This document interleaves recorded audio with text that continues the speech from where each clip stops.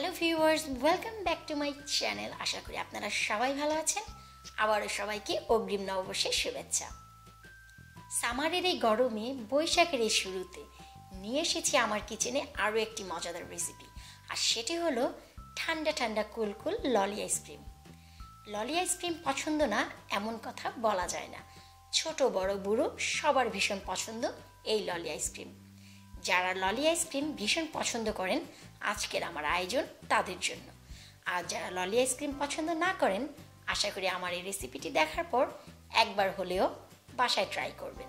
তো চলুন আমরা দেখি কেমন করে ঘরে বসে দোকানের সাথে ললি আইসক্রিম বানানো যায়। 3 কাপ পানি নিয়ে নিয়েছি 750 ml। তার মধ্যে এখন অ্যাড করব 1 কাপ সুগার। নর্মালি যে কোনো খাবার আমরা যখন বানাই, বিশেষ করে সুগারের খাবার, আমরা লক্ষ্য করি সুগারটি অ্যাডজাস্ট করে নিতে।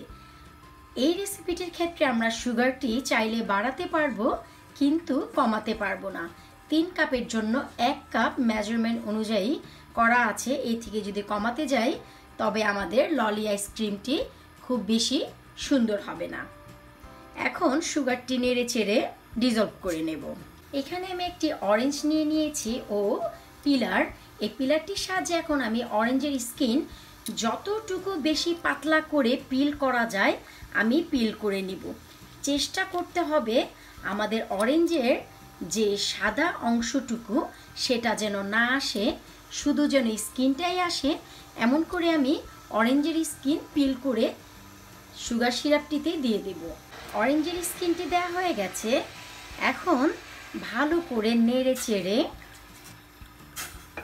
সুগারটি সম্পূর্ণ ডিজলভ করে ফেলতে হবে। চিনি শিরাটিতে যখন বলক চলে আসবে তখন এতে অ্যাড করব 1/2 টিস্পুন অরেঞ্জ ফুড কালার। আমি আজকে পাউডার ফুড কালার ব্যবহার করছি।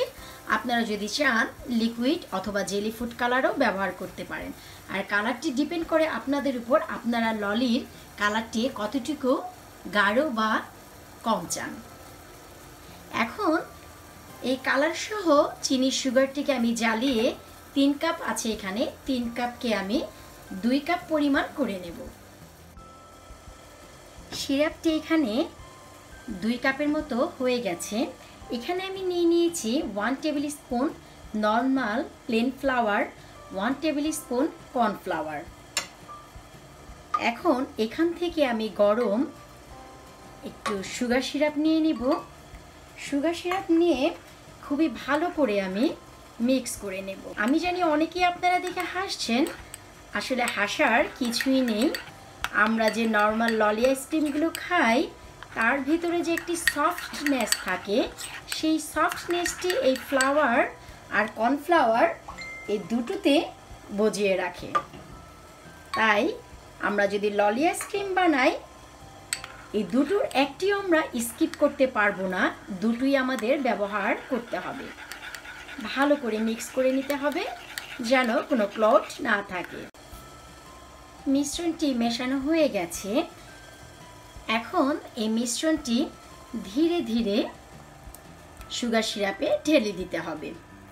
ঢেলে এখন নেড়ে চেড়ে অনেকক্ষণ জ্বালিয়ে নিতে হবে। লক্ষ্য রাখতে হবে অনবরত নাড়তে হবে যেন কোনো ক্লট বেঁধে না যায়। চামচের সাহায্যে ঠিক এমন করে নেড়ে যেতে হবে। বন্ধ করা যাবে না নাড়া, তবেই জায়গায় জায়গায় জমাট বেঁধে যাবে। জাল করা হয়ে গেছে। সিরাপটির কনসিস্টেন্সি কিছুটা আমাদের কর্ন স্যুপ ও থাই স্যুপ যেমন হয় তেমন হয়েছে। আশা করি আপনারা বুঝতেই পারছেন। এখন চুলার ফ্লেমটি সম্পূর্ণ কমিয়ে দিতে হবে। কমিয়ে দিয়ে এখন আমি এতে অ্যাড করে দিব 1/3 cup orange juice, 1/2 teaspoon orange essence. এই অরেঞ্জ এসেন্সটি আপনারা পেয়ে যাবেন যেখানে যেসব শপে নর্মালি বেকারির জিনিসগুলো পাওয়া যায় সেই পাশেই। এখন নেড়ে চেড়ে নামিয়ে ফেলব। এখানে আমি একটি পাত্র নিয়ে নিয়েছি, তার উপর একটি নেট নিয়ে আমি যে মিশ্রণটি বানিয়েছি সেটি নেটের সাহায্যে চেলে নিব। এতে অরেঞ্জের যে স্কিনগুলো আলাদা হয়ে যাবে, আর যদি কোনো ফ্লাওয়ার বা কর্নফ্লাওয়ারের ক্লট থাকে সেটিও এই নেটে রয়ে যাবে। তবে আমাদের মিশ্রণটি একদম স্মুথ থাকবে। এখন এই যে মিশ্রণটি রয়েছে এটি নর্মাল টেম্পারেচারে রেখে ঠান্ডা করে ডিপ ফ্রিজে রেখে দিব 1 ঘন্টার জন্য। 1 ঘন্টা পর আমরা ডিপ ফ্রিজ থেকে আইসক্রিমের মিশ্রণটি বের করেছি। অলরেডি অনেকটা জমাট বেঁধে গেছে আর কতটা সুন্দর স্মুথ হয়েছে। আর এজন্যই আসলে আমরা ফ্লাওয়ার ও কর্নফ্লাওয়ারটি ব্যবহার করি ললির ভিতরে স্মুথনেসটা থাকার জন্য। আবারও আমি মিশ্রণটি রেখে দিব 1 ঘন্টার জন্য ডিপ ফ্রিজে। তো ফিরে আসবো আবার 1 ঘন্টা পর। ফ্রিজ থেকে আইসক্রিমের মিশ্রণটি বের করে নিয়ে এসেছি। দেখতেই পাচ্ছেন অনেক সুন্দর জমে গেছে।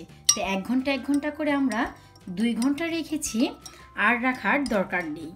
যদি চান আপনারা ঠিক এমন করে আরও 1 ঘন্টাও ডিপ ফ্রিজে রেখে দিতে পারেন, তাতেও কোনো রকম সমস্যা নেই।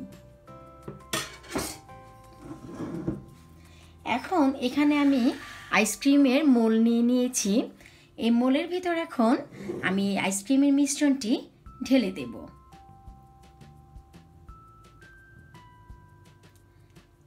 একটু জায়গা খালি রেখে মোলটি ভেতর আইসক্রিমের মিশ্রণটি ভরতে হবে।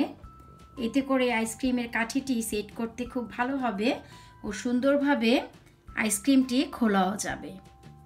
যাদের কাছে এরকম মোল্ড নেই ললির, আপনারা চাইলে যে কোনো প্লাস্টিকের পাত্রে অথবা কাচের কোনো ছোট ছোট বাটিতেও আইসক্রিমটি জমাতে পারেন।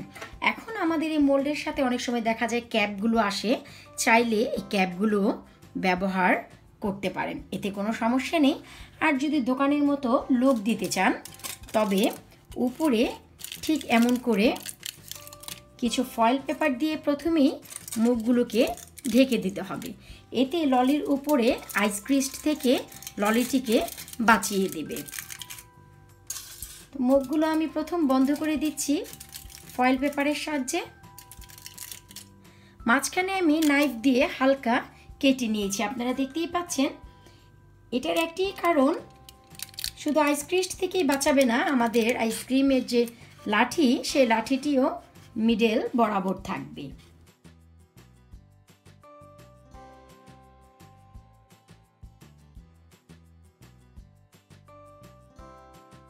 একটু বুঝে লক্ষ্য করে আপনাকে কাঠিটি দিতে হবে, কারণ হচ্ছে আইসক্রিমের মিশ্রণটি সম্পূর্ণ শক্ত না, নরম আছে, তারপরেও কাঠিটি আলগা করে ধরে রাখবে, এটা নিচের দিকে নেমে যাবে না। এখান থেকে দেখলে দেখাই যাচ্ছে যে কাঠিটি সম্পূর্ণ নিচে যায়নি, আঠালোভাবে কাঠিটি আগলে রেখেছে এবং মিডলেই আছে। তো এখন আইসক্রিমটি রেখে দেব ডিপ ফ্রিজে কম করে হলেও 7 to 8 আওয়ার্সের জন্য। ওভারনাইট ললি আইসক্রিমটি ফ্রিজে রাখার পর আজকে আমি ললি আইসক্রিমটি বের করেছি। এখন হচ্ছে ললি আইসক্রিমটি বের করার পালা। তো এর আগে প্রথমে আমি কাভারটি খুলে নেব। আইসক্রিমটি খুব সুন্দর জমে গেছে, আমরা দেখতেই পাচ্ছি। আর আইসক্রিমটি এই মোল্ড থেকে বের করার খুব ভালো ওয়ে হচ্ছে একটি পাত্রে হালকা কুসুম গরম পানি নিয়ে তার উপর 15 থেকে 20 সেকেন্ডের মতন আইসক্রিমটি রেখে দিলে আইসক্রিমটি খুব সহজেই উঠে আসবে। পানি থেকে উঠানোর পর আমরা যদি হালকা একটু টুইস্ট করি, ললি আইসক্রিমটি খুবই চমৎকারভাবে বের হয়ে আসবে।